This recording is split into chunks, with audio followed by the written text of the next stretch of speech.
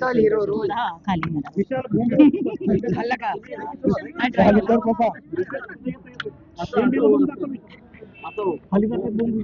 चला ताई, आज जगद्गुरू तुकाराम महाराजांचा पालखी सोहळा यवतमध्ये मुक्कामी विसवतोय आणि कालावधप्रमाणे या ठिकाणी तुम्ही भाकऱ्या करता, इथे येता देखील भाकरी थापण्याचा आनंद तुम्ही घेतलाय, वारकऱ्यांसाठी भाकरी थापली, काय भावना आहे? रामकृष्ण हरी. आपण सगळे पांडुरंगावर प्रचंड प्रेम करणारे त्याचे भक्त. वर्षातून एकदा दरवेळेस आपण सगळे यवतला जमतो. बेसन भाकरी जणू काय घरचा एक अगदी प्रेमाचा घरगुती कार्यक्रम. आणि इथे संपूर्ण गावामधून जी भाकरी येते आणि जे बेसन बनतं त्याला एक वेगळीच गोड चव आहे आणि त्यातला ठेचा वा मजा आल्या.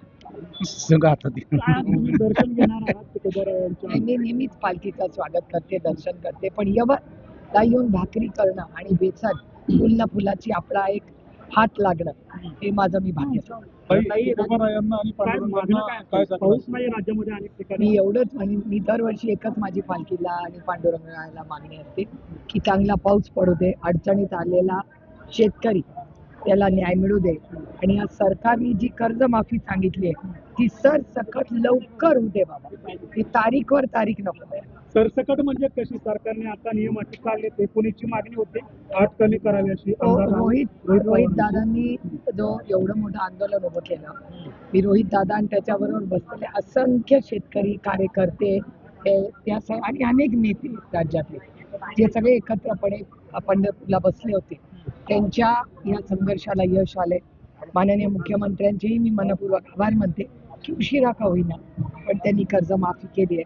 माझी एवढीच विनंती आहे भरणे मामांना आणि माननीय मुख्यमंत्र्यांना की आता तारीख नको, आता त्या अकाउंटवरच येऊ दे. नाही, आता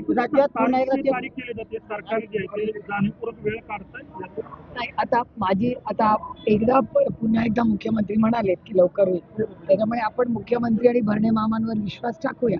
म्हणून मी त्यांना विनम्र विनंती करते की आता तारीख नको, आम्हाला शेतकऱ्यांच्या अकाउंटवर पैसे पाहिजे. ताई, पुन्हा एकदा राज्यात चर्चा होणार की देवेंद्र फडणवीस तो त्यांच्या पक्षाचा आणि त्यांच्या आघाडीचा अंतर्गत प्रश्न आहे. कोणी कुठे राहायचं ते बघून घेतील ना, आपण कशाला काय घेऊ. अजित पवार पक्षाचे जे जळगावचे जिल्हाध्यक्ष अजित पवार यांनी पवार साहेबांचा फोटो मी बॅनरवर लावणार असं सांगितलेलं आहे.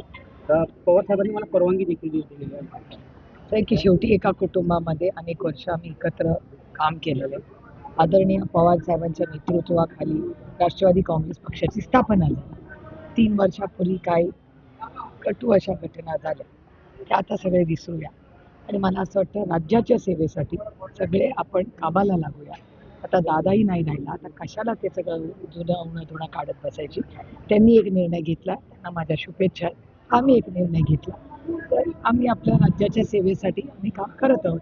ते जिथे आहेत तिथे ते खुश आहेत, आम्ही जिथे आहोत तिथे आम्ही समाधानी. काही दिवसांपूर्वी काँग्रेससोबत राष्ट्रवादी जाणार अशी चर्चा होती, आता पुन्हा बीजेपी राष्ट्रवादी काँग्रेस पक्ष काँग्रेसमध्ये जाणार होता, मग भारतीय जनता पक्षात जाणार होता, मग शिवसेनेत जाणार होता. आता फक्त मनसे राहिली आहे. तर आम्ही असा निर्णय घेतला की आता इथे नको, आपण आमची चेष्टा करून ठेवली आहे या प्रसार माध्यमाच्या सूत्रांनी. हे दुर्दैव आहे की माध्यमांना सांगितलेल्या सूत्रांना राज्याचं आणि या जबाबदारीचं गांभीर्य नाही.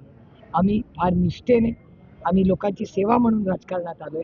उगाच पक्ष बदललं ह्या सगळ्या गडबडींसाठी नाही. आज राज्यासमोर फार मोठी आव्हान आहे. कर्जमाफीचा मोठा प्रश्न आहे. 80 लाख ते 1 कोटी महिलांना ज्या लाडक्या बहिणी आहेत त्यांना पैसे मिळत नाही आहेत. हिंजवडी वगैरे अनेक ठिकाणी तुम्ही गेला तिथे नोकऱ्या कमी होत आहेत. आज महाराष्ट्रात अनेक ठिकाणी अतिवृष्टी झाली आहे, तर काही ठिकाणी दुष्काळ आहे. त्यामुळे देश आणि राज्यासमोर अतिशय महत्त्वाचे प्रश्न आहेत आणि आमच्या श्रद्धेचं स्थान म्हणजे अयोध्या ते उज्जैन हे दोन्ही आपल्या सगळ्यांच्याच भारतीयांचं जिथे श्रद्धेचं स्थान आहे तिथे भ्रष्टाचार झाला. म्हणजे मला विश्वासच बसत नाही आहे की राम मंदिर आणि अयोध्या आणि पुरुषोत्तम मर्यादा रामांसाठी ते मंदिर बांधण्यात गेलं. मी पुन्हा म्हणते मर्यादा पुरुषोत्तम राम म्हणजे ज्या रामांनी आपल्याला मर्यादा काय, त्या प्रभू श्रीरामांनी आपल्याला मर्यादा काय हे शिकवलं. तिथून अयोध्यामध्ये भ्रष्टाचारचे व्हिडिओज तुम्ही दाखवले आणि तुम्ही ह्याचे पण दाखवले, मध्य प्रदेशला पण दाखवले. आता मला सांगा, अयोध्येला जर भ्रष्टाचार असेल तर काय बोलायचं आता तुम्ही मला सांगा. ही प्रचंड अस्वस्थ करणारी गोष्ट आहे आणि दुःख वाटतं आम्हाला. म्हणजे उज्जैनला भ्रष्टाचार, आमचं श्रद्धास्थान. अयोध्येला भ्रष्टाचार, आमचं श्रद्धास्थान. काँग्रेस पक्ष आणि राष्ट्रवादीवर भ्रष्टाचाराचे आरोप ह्याच भारतीय जनता पक्षाने केलेला. आणि आज आमच्यावर असले तरी आरोप केले नव्हते. आणि जे वाजले, जे काय भ्रष्टाचाराचे आरोप केले, त्याच्यावर अर्धे जास्त लोक आज भारतीय जनता पक्षाच्या मित्र पक्षात आहेत. आणि आरोप सगळे बंद झालेले आहेत. त्याच्यामुळे म्हणजे ते आरोप खरे होते का खोटे, याचं उत्तर फक्त भारतीय जनता पक्ष देऊ शकतो. काही महाराष्ट्र राष्ट्रवादी सरकारनं आता शेतकरी महिला शेतकरी सक्षमीकरण कायदा विधेयक पास केलं. काय वाटतं फायदा होईल? बघा, कुठलेही विधेयक पास केलं राज्याचा हिताचं असेल तर अर्थातच आम्ही त्याच्या बाजूने जातो. कोणाचंही सरकार असू दे, अच्छे को अच्छा बोलना चाहिए. पण नुसती विधेयकं पास होऊन काम होणार नाही. त्याच्यावर अंमलबजावणी होते. जसं आपलं शेतकऱ्यांची कर्जमाफी तारीख पे तारीख ना, तसंच आमच्या या महिलांना जसं लाडकी बहीण योजनेमध्ये 80 लाख ते 1 कोटी महिला या भरडल्या गेल्या ना, आज कुठे त्यांना पैसे मिळतील? काही पवार त्यांच्या मोर्चा काढण्यात आला, त्याला अटक करावी अशी देखील मागणी करण्यात आली. याकडे कसं पाहू? हे दुर्दैव आहे की इतकं गलिच्छ राजकारण तिथे होतं. हे दुर्दैव आहे. मी स्वतः बजरंग अप्पांशी बोललेले आहे. माननीय मुख्यमंत्र्यांनाही आम्ही या सगळ्याला सांगितलंय की हे असं करू नका. माझा विश्वास आहे की पोलीस यंत्रणा न्याय देईल आणि राष्ट्रवादी काँग्रेस पक्ष आणि पवार कुटुंब हे 100% नाही 1000% बजरंग अप्पांच्या मागे खंबीरपणे उभं राहील आणि या गलिच्छ राजकारणाला आम्ही ताकदीने मोडून काढू. पवार कुटुंबात सनाई चौघडे पुन्हा वाचताय. पार्थ पवारांचा साखरपुडा साध्या पद्धतीने होतंय. नाही, आमच्या घरात पहिलं युगेंद्र पवारांचं लग्न झालं, त्याच्यानंतर जय पवारांचं झालं, मग रेवतीचं झालं, आता पार्थचं होतंय. त्याचा आम्हाला अर्थातच आनंद आहे. पण दादा असता आम्हाला जास्त आनंद. काही राष्ट्रवादी काँग्रेसला आर्थिक मंत्रिपद देण्यात येणार होतं, मात्र ते अजून देखील गेले पाहिजे. त्या दिवशी देखील जय पवार यांनी भाषणात सांगितलं की आमची मुख्यमंत्र्यांची चर्चा झालेली आहे, थोडे दिवसात अजून पद मिळालं. मला याची काय माहिती नाही. हा प्रश्न तुम्हाला राष्ट्रवादी काँग्रेस पक्ष अजित पवार गटाला विचारायला नाही, मला त्याची माहिती. मोशिक मधील जी आहे ती शोधमोहीम संपलेली आहे. एकूण 9 जणांचा मृत्यू झाला आहे. अनेक ठिकाणी परवानगी नव्हती माहिती. बरोबर.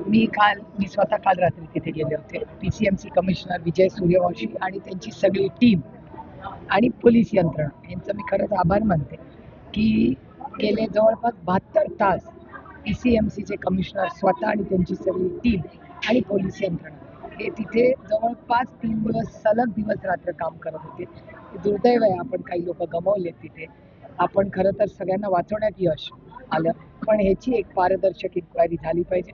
मी माननीय मुख्यमंत्र्यांना ऑलरेडी विनंती केली आहे की याच्यावर एक SIT बसवा की अशी घटना झालीच कशी, आणि जर अशी घटना झाली असेल तर एवढी मोठी इमारत होत असताना कसं कुणाचं लक्ष नव्हतं. त्याच्यामुळे ह्या ज्या इमारती अशा आहेत त्याचा एक ऑडिट झालं पाहिजे आणि अशी घटना परत होता कामा नये याची खबरदारी प्रशासनाने घेतली पाहिजे. थँक्यू.